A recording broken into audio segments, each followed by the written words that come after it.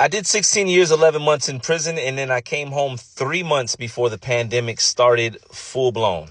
Let me discuss what was going through my mind in those moments. First, I want to say if you were incarcerated for any period of time and came home during the pandemic or were incarcerated during the pandemic, man, I'm glad we survived. That was a very tough period. And let me tell you something, coming back home from prison alone is difficult, but being told that you have to find sure footing, build a foundation so you can succeed and stay free, well, that was extremely hard to do, especially when the entire world was flipped upside down and did not know if tomorrow was going to come.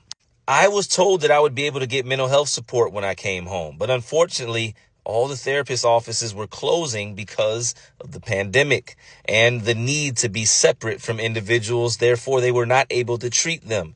This was before, I really knew about getting on, virtual calls with therapists, etc. And even then, I don't know how many options were actually available in those moments. On top of that, I was told that I needed to get a job. I was told that I needed to get a job by the probation officer, even as they watched all of the places close down one by one, lay people off and more because of the pandemic and businesses not being able to make money, etc.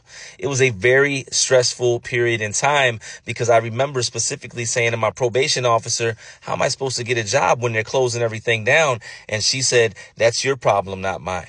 Walking into a world that was flipped and just full of chaos and despair and everything else, people were losing loved ones and more, was not good for anyone's mental health. And me coming home from incarceration, 16 years, 11 months, I had a high level of PTSD. Look at the video on my page that shows me walking out of prison. It's towards the top. You can see me twitching in the face. But I walked out of that environment with the expectation that when I came home, I would be able to find relief because there were already some things going on with me when it came to my mental health on the inside. And then when I walked out, it became abundantly clear that there would be no immediate help right then because everyone had to help themselves.